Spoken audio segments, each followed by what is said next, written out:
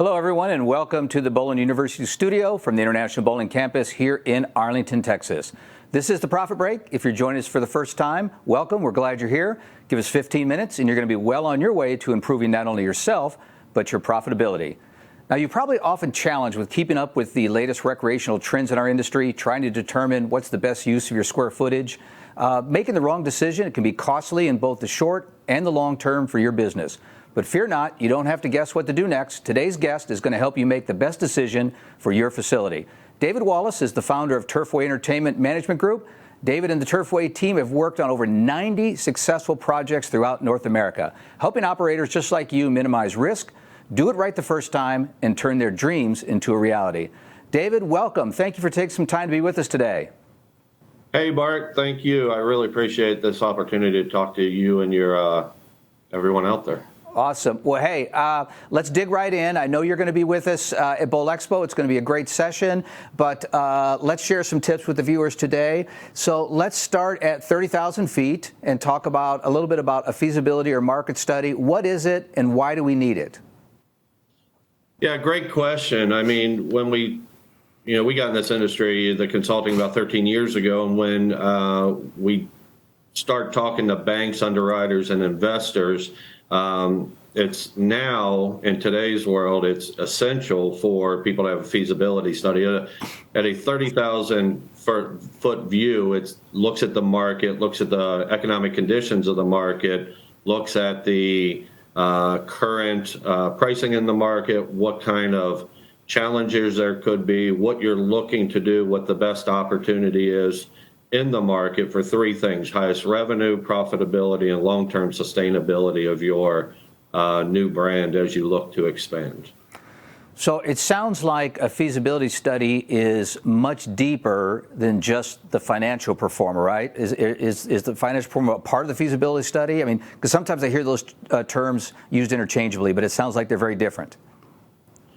Yeah, I mean, it's included. When we come to a market, we look at the market and see what the best opportunity is within the market based off of competition and the economic fabric of the market. And then you have to really understand what the pricing is going to be in the market and create a detailed operating pro forma and then extrapolate it over many years. I mean, when you do a feasibility study for an SBA loan, they want 2 years of detailed operations, I guess you would say, and then what's it going to cost? So we do a cost to build analysis as well, and that determines the feasibility, or one part of the feasibility of that market, because if you don't know the numbers, you don't know if it's going to work or not. Yeah, so Dave, I think that's an important takeaway for our viewers today, because sometimes I get calls and they think that, well, if I can just put together my financial numbers, the rest will take care of itself, but there's so much more that you share which we need to do. Now, within that, I've heard you use a term that I'm not sure our industry is super familiar with, and I'd love for you to share a little bit. The competitive intrusion analysis. I mean, what is that, and why is it important in our consideration for what to do with our footprint? Yeah, absolutely. So when you're looking at a market, one thing we determine is a 20-minute drive time represents about 70% of your repeat audience. And then you really have to drill down to who is your audience? What is the targeted age? Now, you can have sub-targets and what have you, but once you understand who you want to be, you really need to go out into the market and see who your competition is. And as we look at a 20-minute drive time, and sometimes we have to go out further depending on the population, we find who's extracting disposable income in the market for sure, but then we pull the top 10. And why that's important is the top 10 are going to be your competitors, essentially. Sometimes it can be more, sometimes a little less, depending on the market. But then when you really drill down on the details of those competitors, are they going to be an asset or liability against your new brand? So ranking those in different categories like aesthetic appeal, cleanliness, repair and maintenance, digital presence, digital scoring, how close are they to your facility, what are their event opportunities in that facility, is really going to paint a picture for you of what the pricing is in the market, what do they have, and how are they going to rank against your final brand. Because at the end of the day, you might not have to build a Taj Mahal, but, if there's some really strong competitors in that market, you're going to have to live up to those expectations at a minimum. And that's going to tell you how much perfume you need to put on your building as you continue to expand out. Good stuff there, Dave. Thank you. And key point I want to take away from that is that you said 70% of the business is going to come within that 20-minute drive time, if I caught that correctly, which I think is critical for all of us to understand as we take that deeper dive. So we've got the 30,000-foot view. You've explained the importance of doing the competitive analysis, the market analysis, which the financial part of that is just one small piece of it.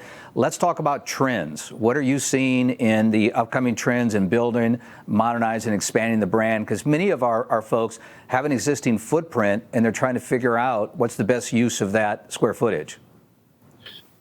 Great question, Bart. So, when we start looking at the environment today, millennials are the key drivers of the new money spend. So the oldest millennial is about 47, which means, their kids are in the teen. And what they look for is an all-encompassing experience. Kind of how I explain to a lot of my clients is I'm 53. Walmart came along when I was 11.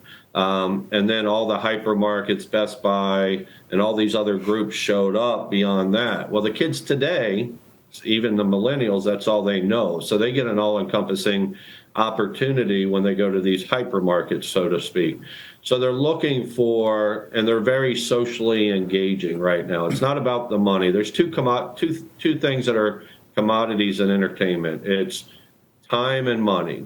And money's really not an issue for them anymore, as long as you don't price it, outprice it, as long as you don't ruin their experience. So when you're looking at the opportunity, you really need to focus on the millennials, because they and their kids are the driver of the eat, drink, play, so to speak, like Dave & Buster's started many years ago. And that's the one that resonates the best. So everything matters in your entertainment center, from the food opportunity to the beverage opportunity and to the attraction opportunity, to have an all-encompassing synergistic appeal for the new millennials that are coming online more and more every day. And the social-based entertainment center is moving fast and furious across the United States versus what we would call an attraction-based center, where it's a single-focused entity.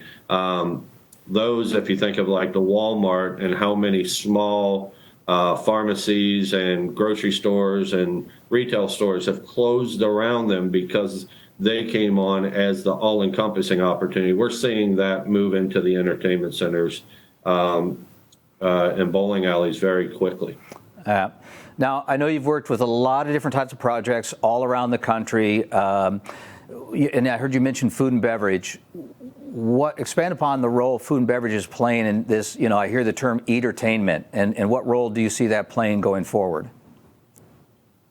So, we track 131 properties worth of numbers, and we analyze these things ad nauseum, I guess, each week. And the food and beverage positioning in today's world is critical. So, if you turn on TV, you can find 100 different channels now that have foodie shows on, and that's how people resonate and seize the opportunity wherever they go.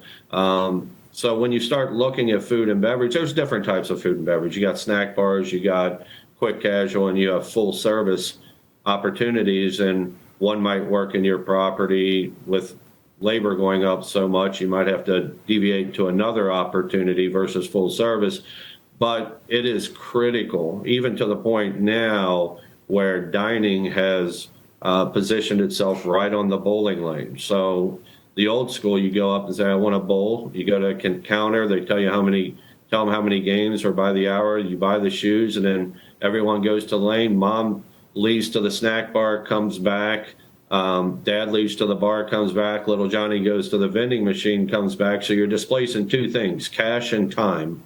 And both of those are the commodities I talked about earlier. So the new way of doing, for instance, on bowling is either book online or they show up. We just say, go to lane 5, your server will meet you there. Now, if you don't have servers, you can have a QR code or you can have a digital experience. right there by ringing up your food on the lanes. But now they don't displace cash except one time at the very end or online, and they don't displace the time where everyone's walking away and coming back. And with the busy schedules of today, whether it's training, whether it's sports for kids on the weekends, whether it's parents working long hours, that time is more and more critical. So the food needs to be elevated for sure. The bar needs to be elevated for sure because of those reasons. And it all needs to come down to, or should come down to, one all-encompassing experience. Good. And so it sounds like whatever type of food operation you choose, you just got to be good at it. You got to excel, whether that's quick, casual, the fine dining, QSR, whatever it is, whatever channel you pick, you got to deliver. Yeah, and it needs to match that goes back to the feasibility study. It really needs to match the environment that you're in. Now, you don't need to do you don't want to go in and underperform in a market that has high food opportunity. Now, people will come to you to play first, and then they're going to eat, but they still want that better food opportunity because the ways of the old school snack bar are disappearing pretty quickly. Yeah. And everything you're talking about just goes back to the fact that you have to nail this feasibility study and get it right. Right? You can't, you can't guess. This takes the guesswork out of the question, what should I do? So let's talk about our existing facility and the size of that facility. Does the size matter? Sometimes I hear folks that maybe have a smaller footprint. They get envious of the larger footprint and all of a sudden say, well, I can't do anything. So where does that fit in the size of your building, and what can you do with the space you have? Yeah, very good question. When you start looking at the size of the building, I get clients that call me up and say, I want a 6,500 square foot building. And I said, well, attractions, for instance, on arcades are 65 square feet per piece for ADA and what have you. So if I put 30 arcades in there, it's going to chew up half your space. You don't have party rooms, you can't fit laser tag in. Bowling lanes, as you know, is 110 feet by 11.5 per pair. You want to make sure, and then you want to make sure that you're spacing it accordingly based on what the market dictates and your location dictates. And why I say that is I could build a 35,000 square foot property in a town, have the exact footprint, and put it in a college area, downtown, and suburbia, and get three different results based on the competitive layout in that market. So really understanding the square footage allotment, what's going to be your highest revenue versus giving up labor. Because today, labor is very high, as everyone knows, but you don't want to put a bunch of attractions in there where I got to staff every one of them, because ever since the invention of the microwave, no one wants to wait anymore. So making sure you're sizing your footprint accordingly, because you got to pay either on a mortgage on that loan, you're going to have to pay a square footage on the rent, as well as the HVAC, electric, and staff to cover that. So sizing it and having the right attractions is critical in your market. Great tips. And I know you're going to unpack a lot of that for us when you join us at Bowl Expo to a much, much deeper dive. Before we let you go today, let's sneak in one more. And this one may not be fair in a short time to have you answer, but while we've got you in your expertise, what's the optimal market position for a new entertainment center? So when we look at a market, some of the critical things that we look at, now every market's going to be different, and it depends how well food and beverage plays in the market, because we're working with a project in the middle of the Mojave Desert that only has 35,000 people within 10 miles, 15 miles, 20 miles, because it's in the middle of Mojave Desert. So we leverage the food and beverage against the entertainment, and food and beverage took the front end, and that's going to be the leverage point, and then they're going to play while they're there. So the optimal opportunities, I have 200,000 people within a 20-minute drive time, and for every like competitor, add 100,000 people. Now, you really got to understand the market specifics and your target audience, because if I'm going to build something, let's say a trampoline park in my facility, I know that my trampoline park's target is 10 to 14 years old, which is only 5.5% to 6% of the population. So is it really going to be indicative? Is there going to be enough put through over a year to accommodate that with the cost of insurance and rent and staff and so on and so forth. So I would say as a benchmark, Bart, that 200,000 people within 20 miles is our 20-minute drive time is kind of the sweet spot, but there's variations to that, and making sure the household income is at least 70,000 household median income, $70,000 household median income, and their mortgages are under 20%. So they have a disposable income that they can come and partake more than the average of 2.8 times a year for MyAppo. Well, try as I might, I couldn't stump the expert. Once again, he solved it for us. So, David, thank you for being with us. Great information, and looking forward to having you with us in Orlando. Thanks, Bart. I appreciate it. Awesome. Well, hey, folks, imagine getting it right the first time and taking your business to the next level. Not sure what's the best use facility? Then don't miss David's Bowl Expo session this June in Orlando. It is going to be fantastic. So if you're ready to start improving your profitability, you can reach us anytime at education@bpa.com. So as we wrap up another edition of the Profit Break, remember, when your focus is on growing people, people will grow your business. Now, this episode, as well as all our previous Profit Break episodes, are available 24/7 for you, your team, and everybody else at bowlinuniversity.net. Plus, new episodes are available every month. Mark your calendar, watch your email, join us on Facebook to hear about all the latest episodes. Until then, I'm Bart Berger, and remember, do for one what you wish you could do for everyone. We'll see you next time.